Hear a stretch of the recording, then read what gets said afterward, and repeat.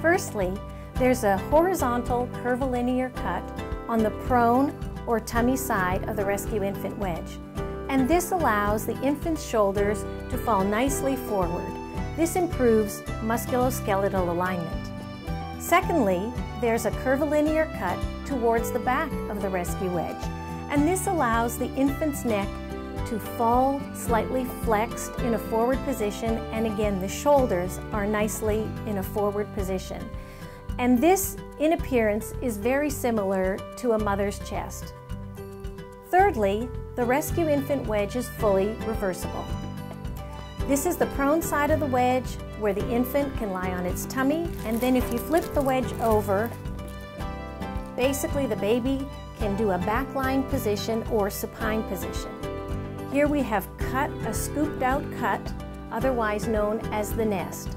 And the baby's shoulders once again come slightly forward, and there's a lovely curved portion here that helps proper head molding. Finally, we also designed a custom sling. And this sling is Velcro attached within the slits at the back of the rescue infant wedge. This is a wonderful feature because it allows infants of different lengths and weights to be placed up and down on the rescue wedge. Ultimately, the baby is securely nestled on both sides of the rescue infant wedge. We're going to talk about how to achieve the best use of the rescue wedge in the prone or tummy lying position. The first thing we're going to look at is how the sling fits on the baby. You want to make sure that the sling fits like a diaper on the baby, that it's not too high up under the baby's arms, and that you can fit 2 fingers in between the sling and the baby. The second thing you want to look at is how the sling fits on the wedge. The sling attaches to the wedge in between the slits, and it raises and lowers up and down the incline of the wedge.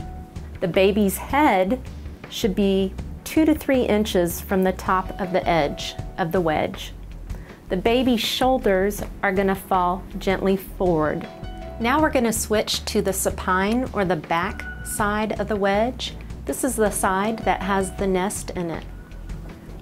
Okay, this is also our large sling, and sometimes it can be large on your baby. So I'm going to teach you how to modify the sling to fit your baby appropriately.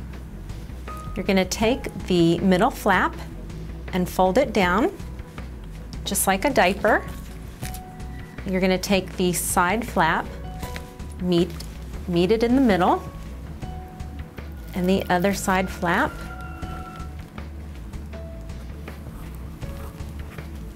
Then you're going to find the metal fasteners with the horizontal flap and gently fasten it. There's our baby. You also want to make sure that your baby's bottom is sitting at the bottom of our nest. This is our nest. Some of your babies will fit right in the nest, and some of them, their head will come right outside the nest. Every baby is going to fit on this side of the wedge differently. If your baby's head comes outside of the nest, you want to make sure that your baby's airway is open.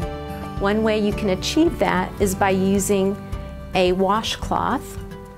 You want to make sure that the diameter of your washcloth is about 2 inches. I'm going to show you the side of our baby.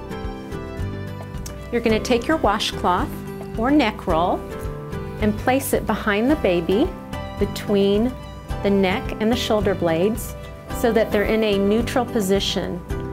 Neutral means their neck is open and they're breathing freely.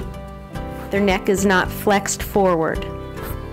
If your baby's head tilts to the side, you may put a neck roll or a washcloth on the side, on either side of your baby's neck as well. If your baby's head is still coming forward or flexed forward, you may also use a pillow or a blanket at the base of the wedge and raise it up about 3 to 3.5 inches.